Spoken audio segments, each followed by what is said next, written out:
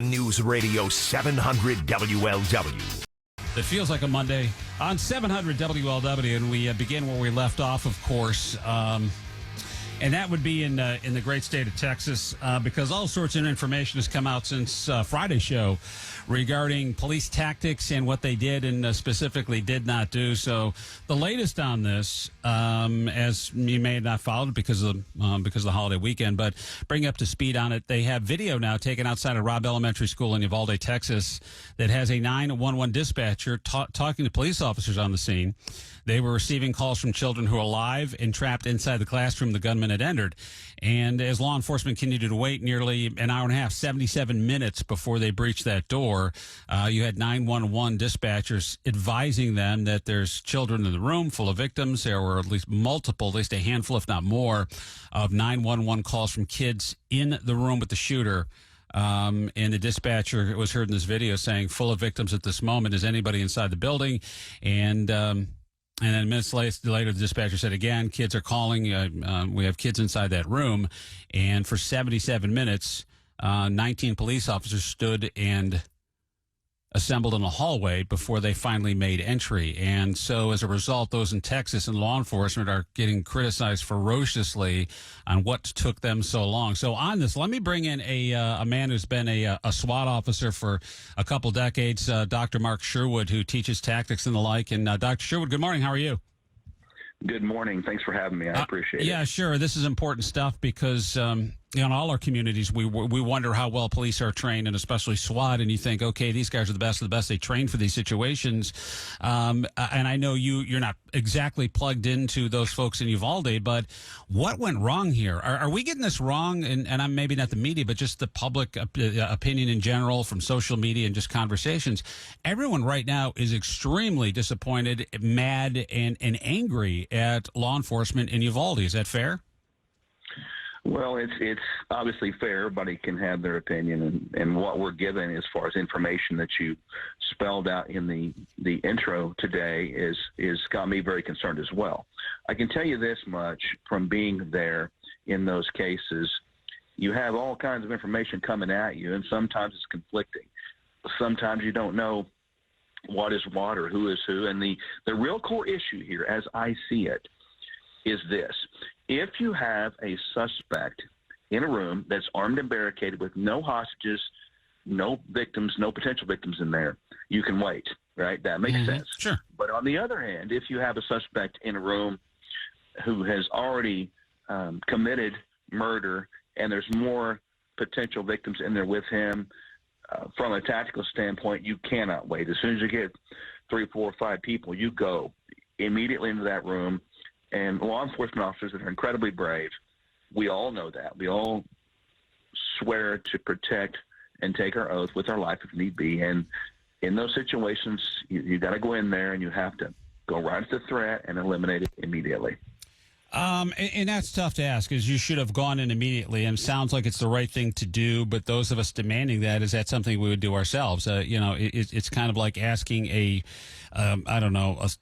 Marine to charge a machine gun nest, right? And you have the war movies that were on all weekend, right? Exactly. And Saving Private Ryan. Okay, you got to go up that hill and take out that machine gun nest, and you're sending a man to his death, I guess, at that point. But I can't think of a more noble cause than a room full of babies, of kids, of second, third, and fourth graders. I get the hesitation, but when you wear that, when you wear the badge, I think that's what we expect, right? I know it sounds fair, and it's easy for me to say that, and knowing people and having friends in law enforcement, but is it a terrible thing to say? Listen, that's what you signed up for, unfortunately. Well, it's not a terrible thing to say. I mean, we all know that, and I've been there, and where your heart's literally beating out of your chest and you want to throw up. But there comes a point in time where you have to walk right through fear and realize that, and I've felt this before, you might die. Today might be that day that you die. You just hope it doesn't hurt, and it's hard. And whether it's kids, whether it's a 95-year-old grandmother, it's still a life.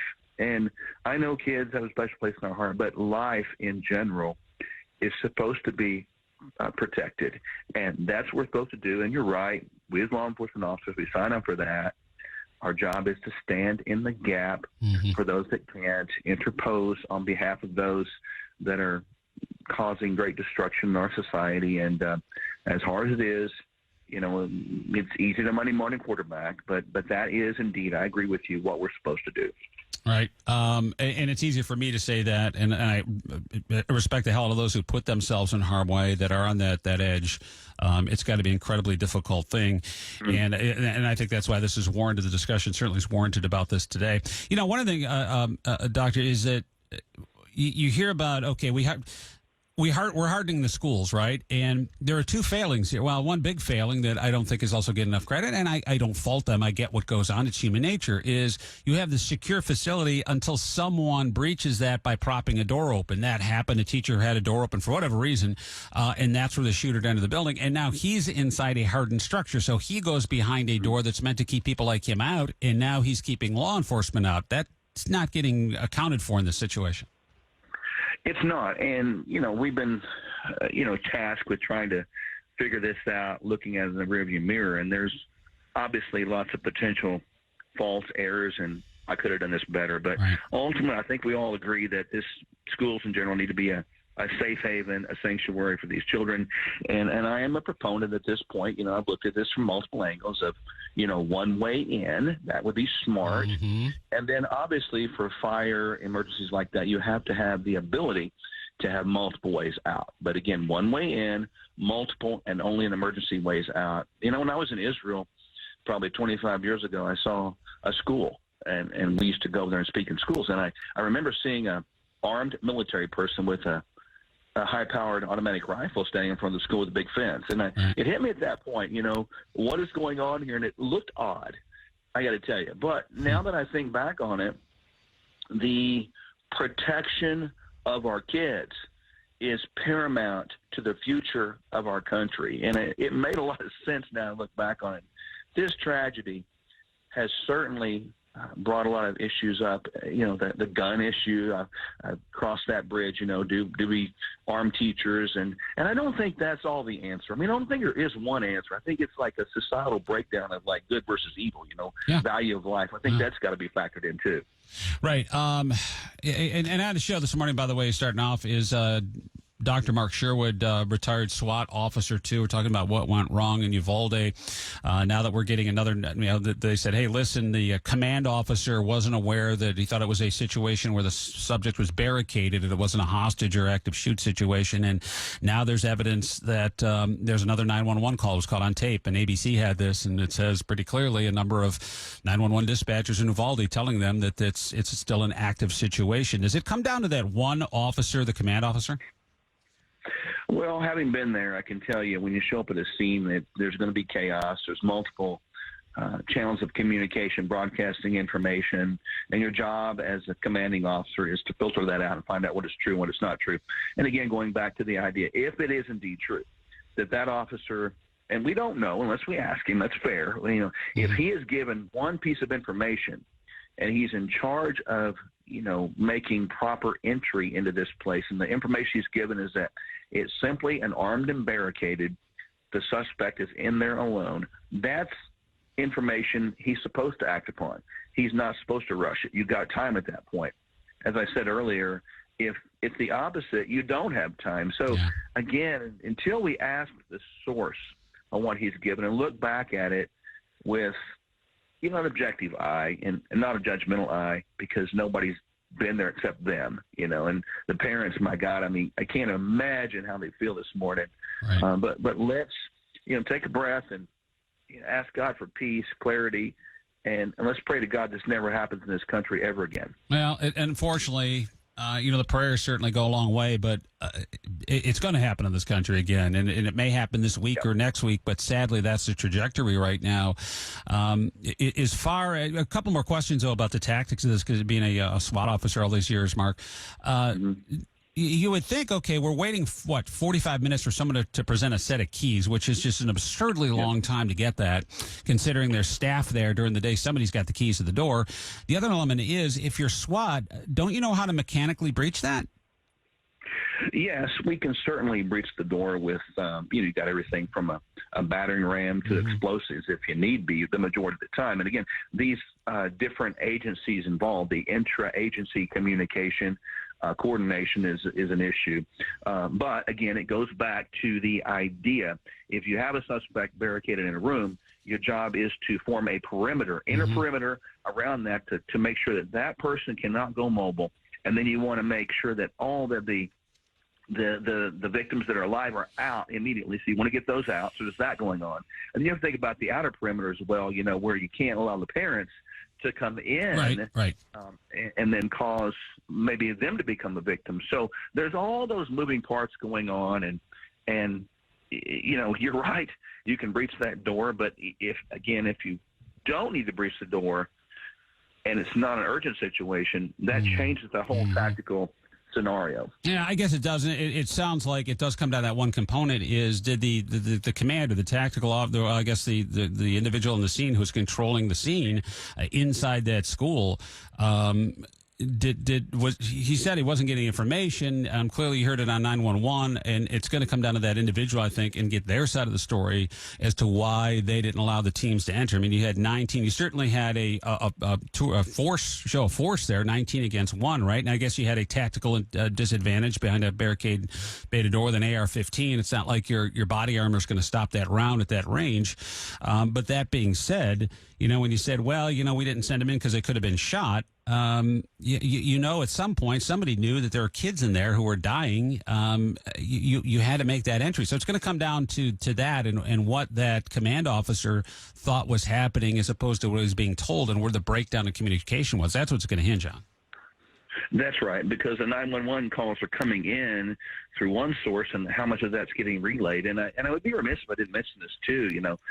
If you have victims in there that are you're unknown if they're alive or not, our job is also to get them aid immediately. So that speeds up things a lot too. For example, if you have a victim down inside of a hallway and the suspect is in the room just adjacent to the hallway, well, you have to get that person that's in the hallway medical care immediately, and that requires tactical advance, obviously, to get that person out of that and into the hands of the medical personnel. And you're right. There's kids dying at this point. It's active, and there's literally you wonder how many kids, I hate to say this, bled out in that 77 minutes. No question. And if you can save one life in that situation, you do it. And these law enforcement officers, again, they're extremely brave and great self-sacrificing people that I know. They're heroes. And we all know that if there's 19 against 1 or 5 against 1 and you're going against an AR-15, you're going to be, the chances of someone getting hit and taken around is pretty drastic. But at the same time, you overwhelm the suspect. You overwhelm them with force. And there's 5 people coming from different angles at that person. One may get it, but you will take that suspect out, and that's the goal that we're supposed to do. No, furthermore, I mean, when you carry your tactical shields with you, ride shield or the shields that you have, would that stop an AR-15 round? Some would, some won't. I've personally carried shields myself many times that will. But again, it's still unnerving. Yeah. Oh gosh. You're going to go push that shield right at that AR, but the men and women are trained like that, and they will do that. And boy, it's this thing. You're right. It's a tragedy. Sad to say it, but our world is going to hell in a handbasket quickly, it seems like. And this stuff, this evil, this violence is increasing. And wow. I mean, we want to blame guns. Yeah. And I get that that's the mechanism of force. However, evil is in the heart of mankind, and that's the biggest thing we got to keep in mind with that. Yeah, and you as a student of this, again, Dr. Mark Sherwood, a tactical officer, been on SWAT, I believe, in Tulsa for over a decade. So you know what those entries are like. You know the training was involved in this. And you being on the law enforcement side, I'm sure you want to see and wait for more information to come out. But I think you'd even admit that this looks really, really bad. This could be one of the, if it plays out as we know it right now without any surprises coming out, and that still could happen, this is going to play out as one of the worst failures, I think, for SWAT in the country. I mean, it's playing out that way. There's no doubt about it. Well, certainly the optics that we've been given don't look good at all, and I acknowledge that. I just think that if we can just at least give the officers on the scene, the commanding officer, some benefit of the doubt until we hear from him or her, on how that is. That's fair. I mean, that's got to come out. Have a right. Yeah, they have a right to be outraged and disappointed and angry. I mean, no one is saying that that's not a valid thing at this point. I mean, but like any situation that we face in this country, we have to look at it with objective lens, see what we can learn to ensure that we make these mistakes never again, and we do better next time in every situation. Yeah, I guess what seals it for me, Mark, too, is the fact that Border Patrol showed up at their tactical unit and stood around for a half hour because, and I get it, it's local law enforcement has jurisdiction because they know the area, the school, they know the layout, allegedly all those things, and therefore you defer to the local agency, at least for a period of time. But after a half hour, Border Patrol said, you know what, screw this, we're going in. That says a lot, too. It does, and I admire those men and women that went in that building because, that's what you do. Mm-hmm. I've been in those situations before, and, you want to have a plan. You really want to have the best intelligence you can have, the best information. But sometimes you don't have time for a plan. You just have to cowboy or cowgirl up, whatever the case may be, and just get in there and make a calculated risk decision that you and or your colleagues may die, but our job is to save lives above all things. Right. And you have a lot more training than that shooter. And of course, you blow the door off, a flashbang. Those things are disorienting for any subject. I know the kids could have been injured, but it certainly is a lot better than the 19 dead that we had. Dr. Mark Sherwood on the show this morning on 700 WLW. Sherwood.tv is his website. Thanks again for the time. Appreciate it. And we'll talk again soon, I'm sure. Yes, sir. Thank you, and I appreciate you having me. Yeah, be well.